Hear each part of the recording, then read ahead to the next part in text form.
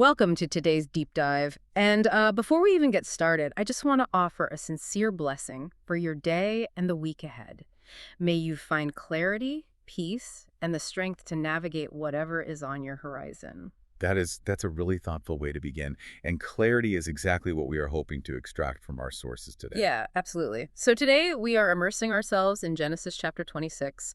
We are drawing pretty heavily on the scholarly analysis found in the Holman Study Bible as well as the NAA Study Bible. Right, both excellent resources for this.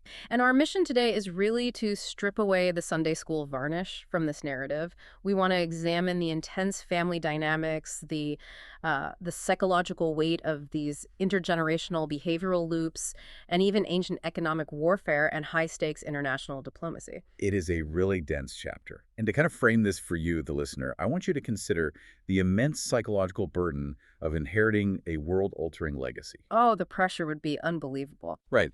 Imagine your predecessor built an absolute empire, and now the entire operation rests squarely on your shoulders.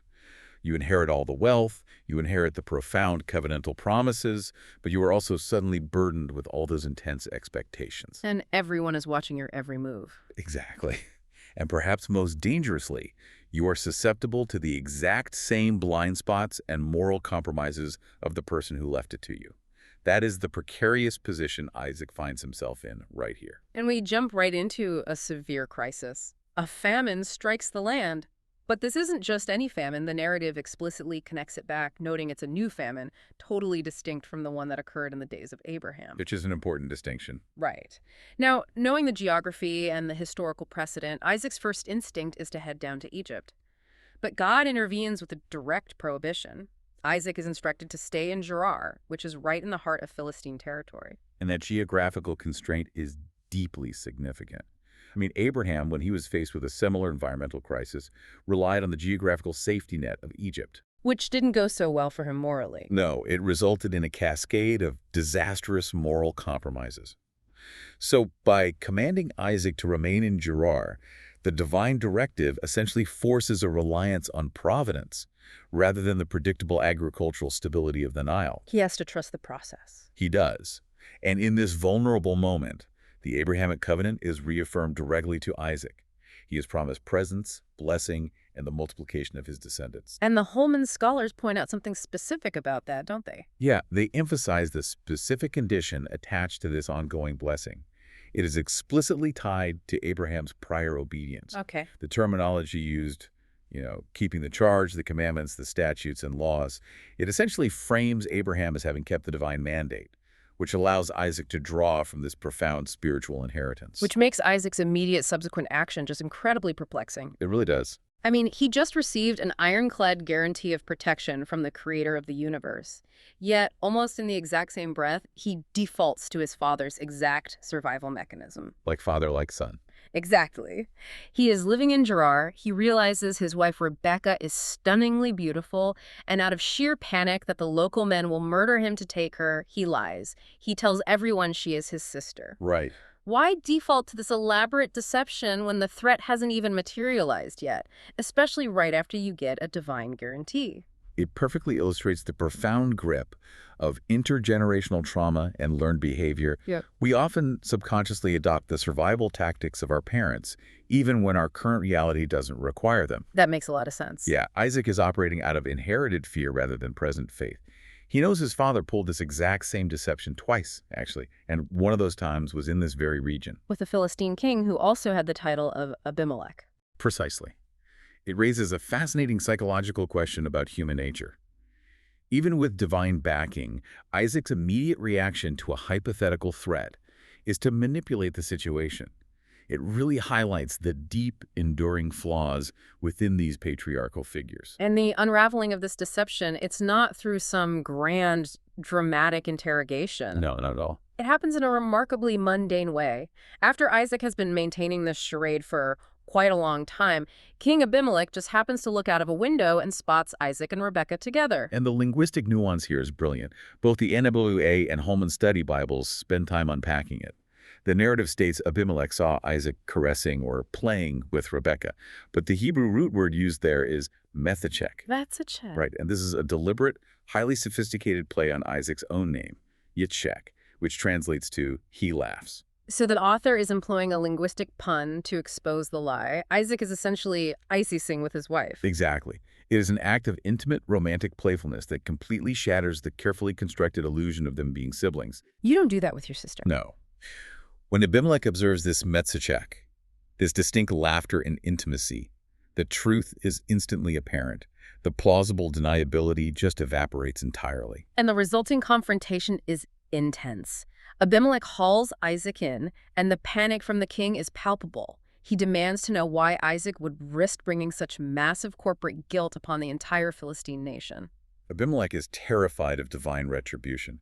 He is likely acutely aware of the historical precedent when his predecessor nearly faced destruction over Abraham's similar deception. So the king ends up issuing this strict public decree. He says anyone who touches Isaac or Rebekah will be put to death. He essentially places a royal protective embargo around them. And this royal decree actually serves as the catalyst for the next major phase of the narrative. It creates a highly secure environment that allows for unprecedented, almost shocking prosperity. Which ironically generates an entirely new set of threats. It always does. Let's examine that economic shift because it is staggering. Isaac sows seed in this famine-stricken land, and he reaps 100-fold in a single year. To grasp the magnitude of that yield, we have to look at the agrarian reality of the ancient Near East. It wasn't typical. Not at all.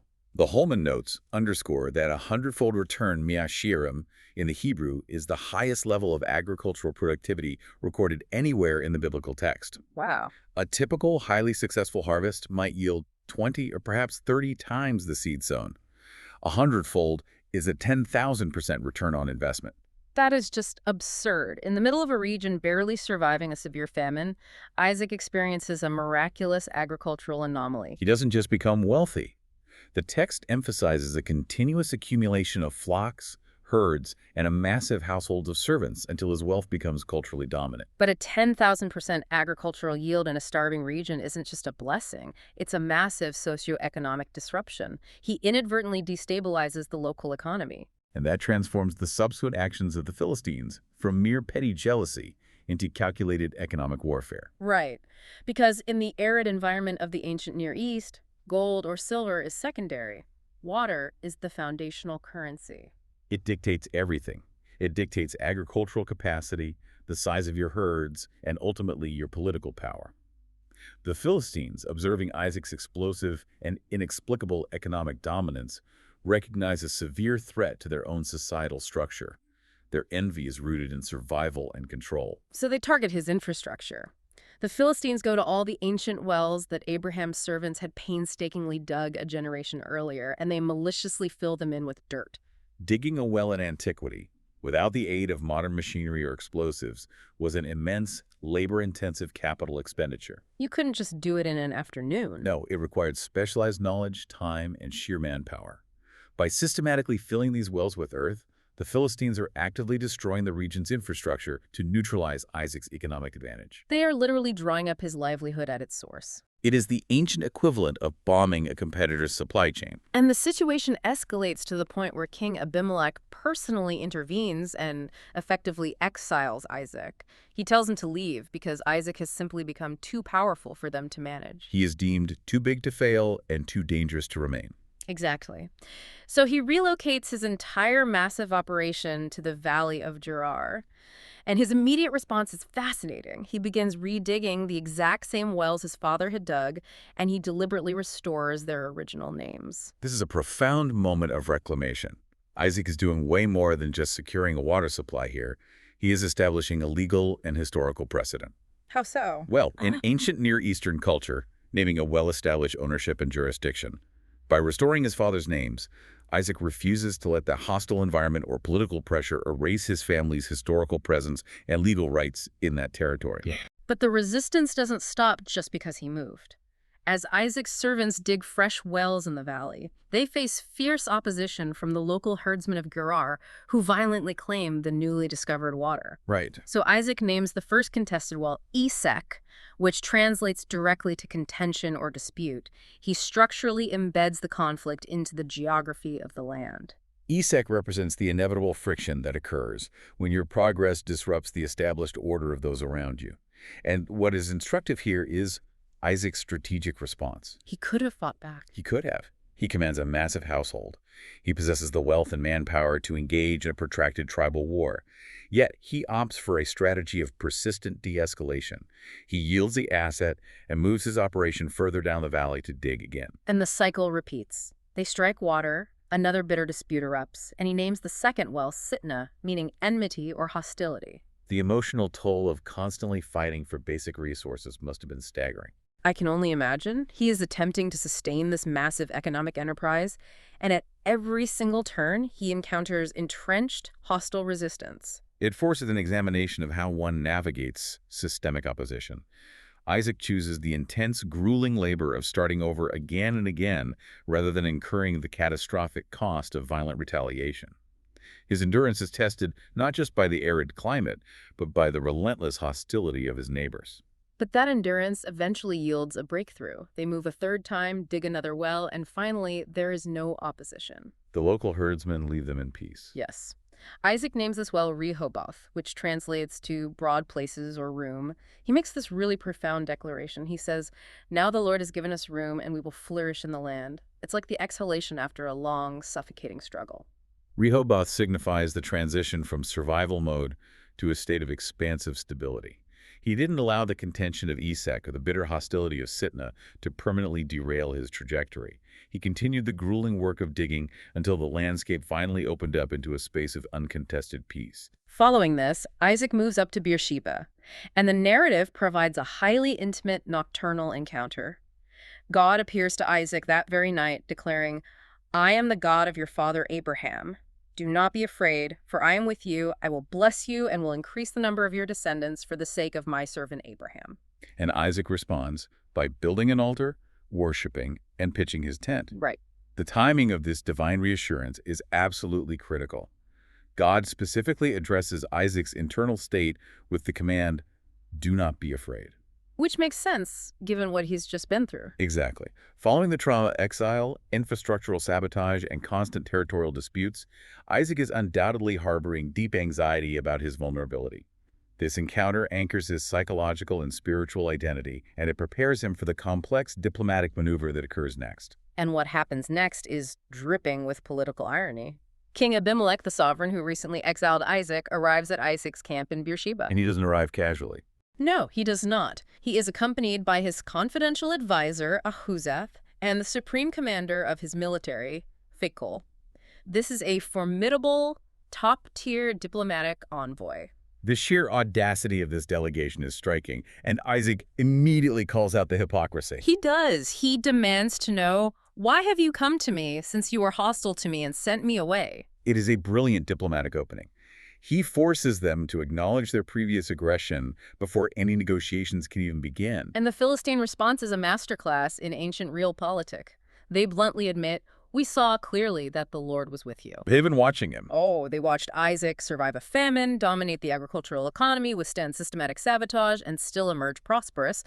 They have calculated that opposing a man with such evident divine patronage is a severe national security risk. So they propose a formalized parity treaty, a strict non-aggression pact. They suggest a sworn agreement that Isaac will do them no harm, and they conveniently add, "just as we did not harm you." That historical revisionism is a classic diplomatic tactic.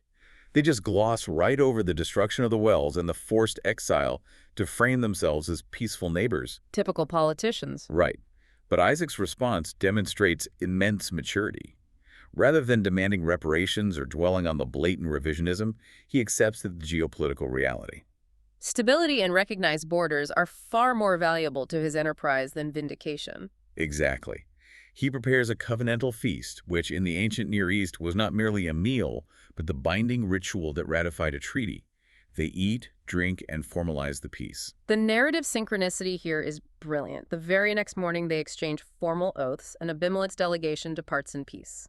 On that exact same day, Isaac's servants arrive with urgent news from their latest excavation. They struck water again. Yes, they have struck water. Isaac immediately names the new well Sheba. The NAA and Holman Study Notes provide really essential linguistic context here. The Hebrew word Sheba carries a dual meaning. It can mean 7, or can refer to an oath, as it shares the same root as the Hebrew word shibwa. So it's another play on words. Yes, By naming the well Sheba on the precise day the treaty was ratified, Isaac masterfully intertwines the concepts of divine provision and diplomatic peace. This cements the name of the entire settlement as Beersheba, literally translating to Well of the O's or Well of Seven. It permanently inscribes this diplomatic triumph onto the geography of the region. It is a phenomenal resolution of the external conflicts of the chapter. However, the text does not allow us to linger in that triumph. It aggressively pivots, delivering a harsh, bitter coda regarding Isaac's son, Esau. It's a jarring shift. At 40 years old, notably the exact same age Isaac was when he married Rebekah, Esau takes two wives. But he marries local Hittite women, Judith and Basemath. This abrupt shift highlights a devastating internal rupture within the patriarchal family. The study Bibles illuminate the tragic irony embedded in this final scene. The names of the women possess beautiful meanings. Judith translates to praise, and Basemath means balsam or spice. But the text implies their nature was anything but that. Right. Their cultural and spiritual alignment was entirely antagonistic to the covenantal mandate of Isaac's household. By intermarrying with the local Canaanite population, the very culture Abraham specifically ordered his servant to avoid when finding a wife for Isaac Esau demonstrates a profound disregard for his distinct spiritual inheritance. The text is unapologetically blunt about the emotional fallout. It states these marriages brought a bitterness of spirit to Isaac and Rebekah. It's a stark reminder that while Isaac successfully navigated famines, international diplomacy, and economic warfare to secure his external borders, he simultaneously experienced a catastrophic failure in transmitting the covenantal values to his eldest son. It perfectly encapsulates the dual nature of the human experience portrayed in these ancient texts. It really does. If we synthesize the major themes we have explored today, we see a profound meditation on legacy. We are forced to examine how we navigate the intergenerational traits we inherit, both the blessings and the deeply ingrained survival mechanisms, like Isaac's reliance on deception. The good and the bad. Exactly. Furthermore, the narrative is uncomfortably honest about the sociological friction generated by extraordinary success. Flourishing often destabilizes the surrounding environment, provoking the exact kind of infrastructural sabotage Isaac endured. Finally, the relentless digging of the wells serves as a timeless metaphor for the exhausting, persistent labor required to secure vital resources and peace in an inherently hostile world. Well said. As we wrap up this deep dive, I want to leave you, the listener, with a new angle to consider based on Isaac naming his wells. Think about the wells in your own life. How do the names you give your struggles, your personal places of contention or hostility, affect your journey toward finding your own Rehoboth, that broad place where you finally have room to flourish? A deeply challenging question to reflect upon. May God bless all the listeners. May God bless all the listeners.